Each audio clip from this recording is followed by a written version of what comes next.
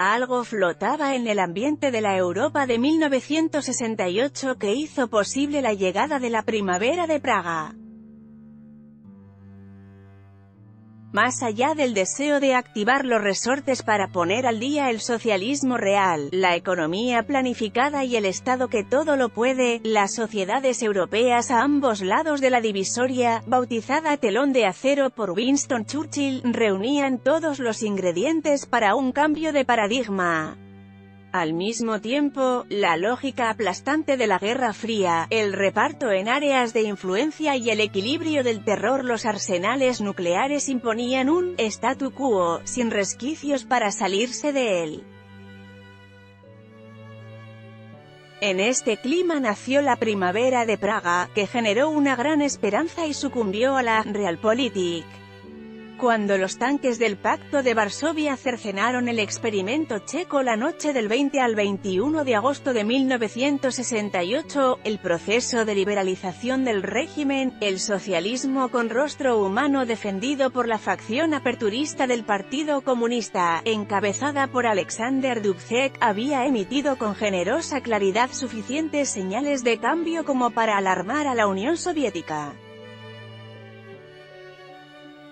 Después de la desestalinización, 1956, y de la caída en desgracia de Nikita Khrushchev, 1964, la Troika, formada por Leonid Brezhnev, Alexei Kosygin y Nikolai Podgorny, instauró en la URSS un reparto de poder que acabó con las conspiraciones de palacio de la nomenclatura, consagró la doctrina de la soberanía limitada aplicada a los aliados, los socios del Pacto de Varsovia, y desoyó las advertencias de agotamiento del modelo. Frente a este muro, la Primavera de Praga tuvo los días contados. Democratizar las instituciones. Ota Seiz, presidente de Eslovaquia. Checoslovaquia era entonces un estado binacional, señaló con insistencia durante 1967 la necesidad de abrir la economía y descentralizarla. Dubček, primer secretario del partido desde el 5 de enero de 1968, remarcó que era preciso democratizar las instituciones, los jóvenes universitarios y una parte muy importante del profesorado, seguramente mayoritaria, los intelectuales que colaboraban en la revista Literarni Novini, y los artistas que habían dejado a un lado el acartonamiento del realismo socialista reclamaban que se remozara el régimen y se asentara el pluralismo. François Fecho, 1909 a 2008, un clásico de la historiografía de los regímenes comunistas, escribió en 1969, otro de los crímenes checoslovacos consistió en las medidas adoptadas con el fin de transformar el Estado en algo verdaderamente jurídico. Clase, cuando en realidad la reforma promovida por el PC checo se ajustaba como un guante a una mano a aquello enunciado en el programa del PCUSE, hacer del partido una organización representativa de todo el pueblo y no solo de la clase obrera.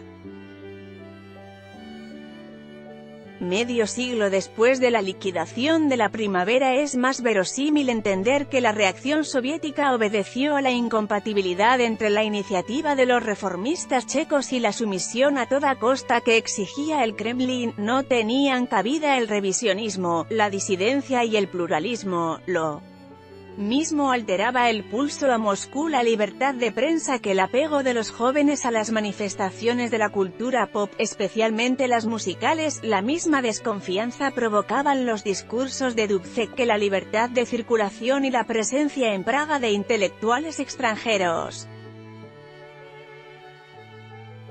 Miguel Delibes, invitado. Uno de invitados fue el escritor Miguel Delibes, que acudió a la capital checa para dar varias conferencias sobre novela española. De vuelta a Valladolid, publicó en el semanario progresista Triunfo, una serie de 5 reportajes a partir del 25 de mayo de 1968, donde puso de manifiesto sus dudas. Praga, si no se pliega o no la pliegan, puede alumbrar unas bases de convivencia con una amplia perspectiva de futuro. Es decir, Checoslovaquia puede consumar su evolución hacia un socialismo humanista y democrático o puede fracasar, abrumada por las presiones de su poderoso enemigo.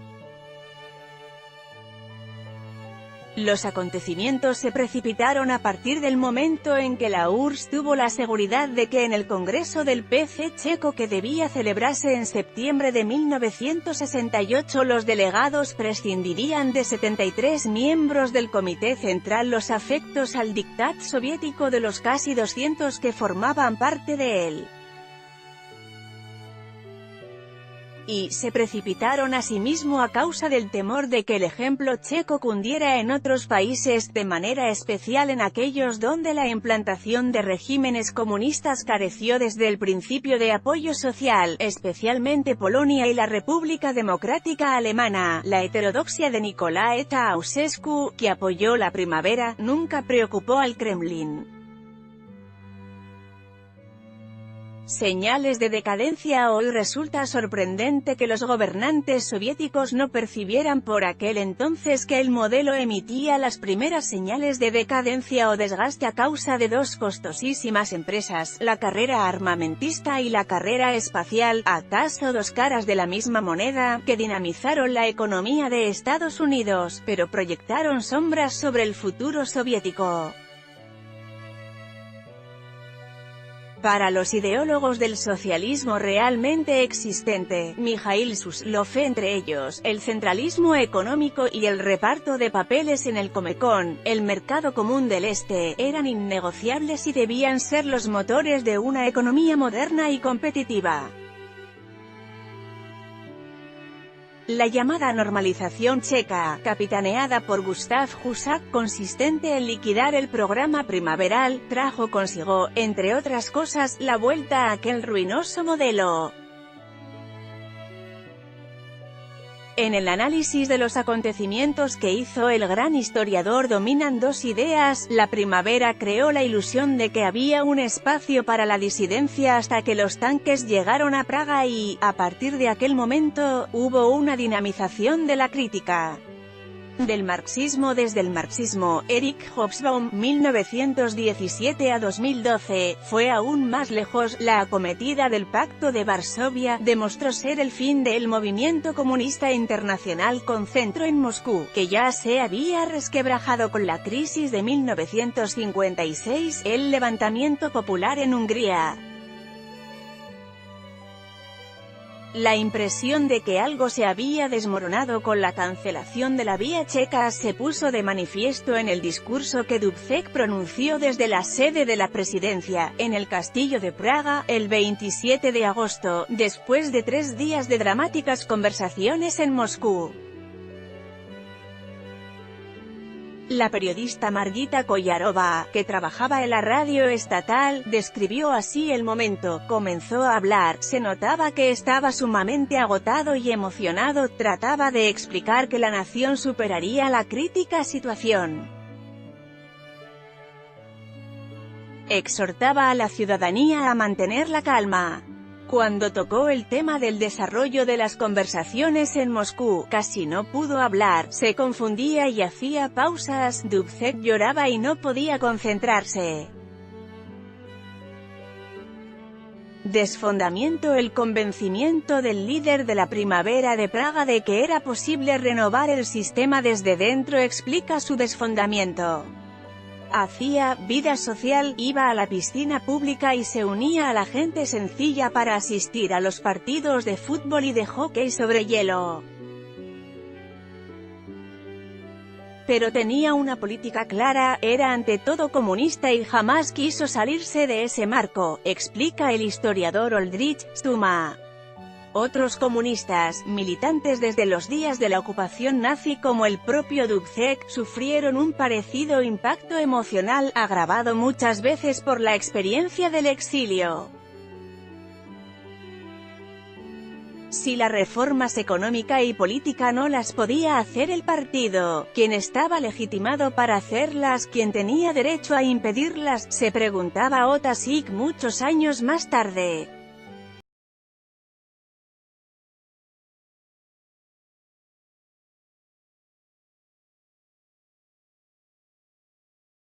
Al mismo tiempo que los gobiernos se limitaban a una retórica condenatoria, sujetos a la lógica de las áreas de influencia, se abrió un debate político en el que participaron todos los registros del pensamiento marxista y no marxista.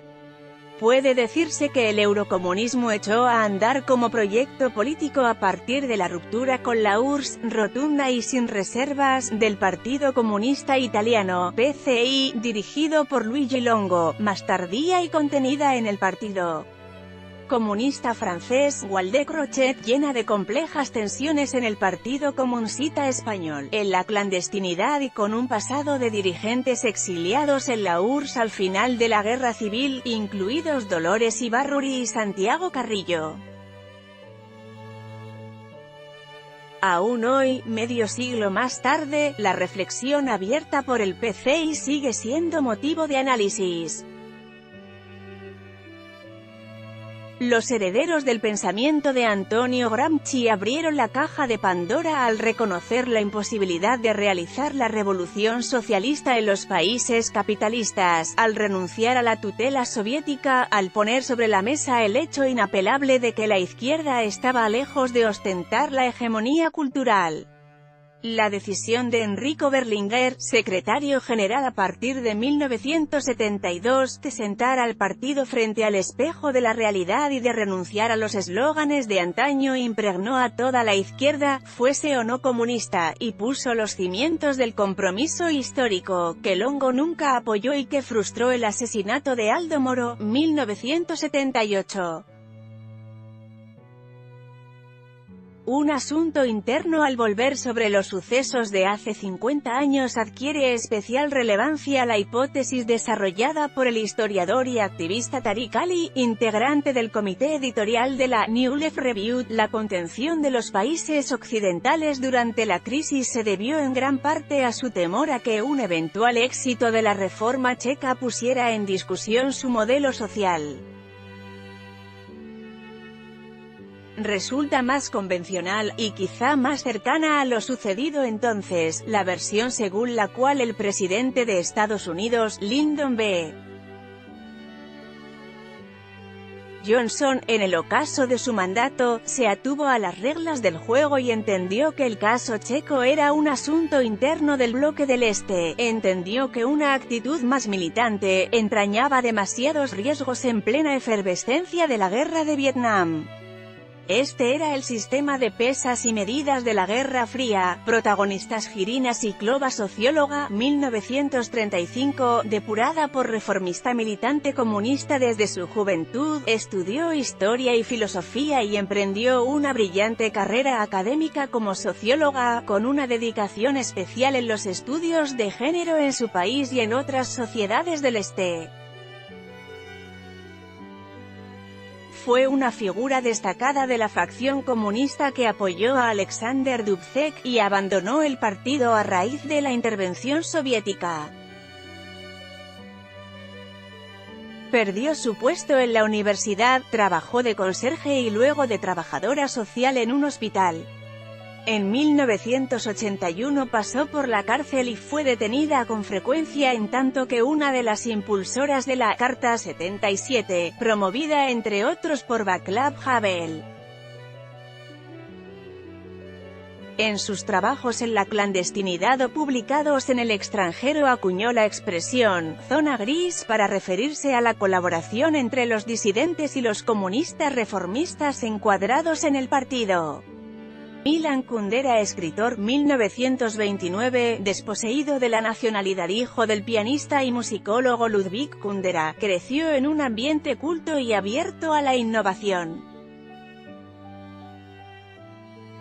Como muchos otros intelectuales de su generación, la democratización impulsada por Alexander Dubček aguzó su espíritu crítico y la revisión del socialismo real, tan presente en las páginas de la revista Literarny Noviny, que llegó a vender 300.000 ejemplares. La broma, 1968, retrata con ironía la lógica de los regímenes totalitarios y en La insoportable levedad del ser, 1984, su novela más vendida, La peripecia nacional de Checoslovaquia. Se exilió en Francia en 1975, fue desposeído de la nacionalidad checa en 1979 y 2 años después adquirió la francesa. En El libro de la risa y el olvido, 1978, ha dejado escrito: «La lucha del hombre contra el poder es la lucha de la memoria contra el olvido». Gustave Jussac, político, 1913 a 1991, piloto de la normalización del país, militante comunista desde 1933, estudió Derecho, formó parte de la resistencia contra la ocupación alemana, pero después de la guerra fue víctima de una de las últimas purgas estalinistas, juzgado y condenado a cadena perpetua. Salió de la cárcel a raíz de la apertura que siguió al 20º Congreso del PCUS.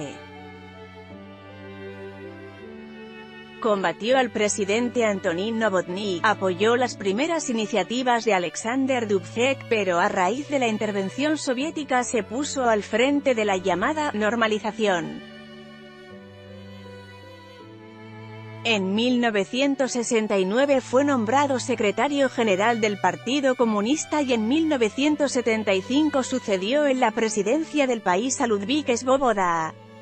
Allí permaneció hasta el 10 de diciembre del año 1989, superado por los acontecimientos que siguieron a la caída del muro de Berlín. 9 de noviembre de 1989, Alexander Dubček, político, 1921 a 1992, condenado al ostracismo, ingresó en el Partido Comunista Checoslovaco durante la ocupación alemana del país. A partir de 1949 ocupó cargos de responsabilidad en el partido, estudió Derecho y entre 1955 y 1958 asistió a la Escuela de Cuadros en Moscú. El anquilosamiento político, la crisis económica y el diktat soviético le llevaron a encabezar la corriente reformista del partido hasta alcanzar la Secretaría General el 5 de enero de 1968, de la que desplazó al estalinista Antonín Novotny. La intervención del Pacto de Varsovia en agosto del mismo año le condenó al ostracismo. Acabó de agente forestal, aunque no cejó en su empeño renovador. En 1989 fue acogido como un héroe en Praga y ocupó la presidencia del Parlamento. Murió en un accidente de coche poco antes de la división de su país en 2 estados.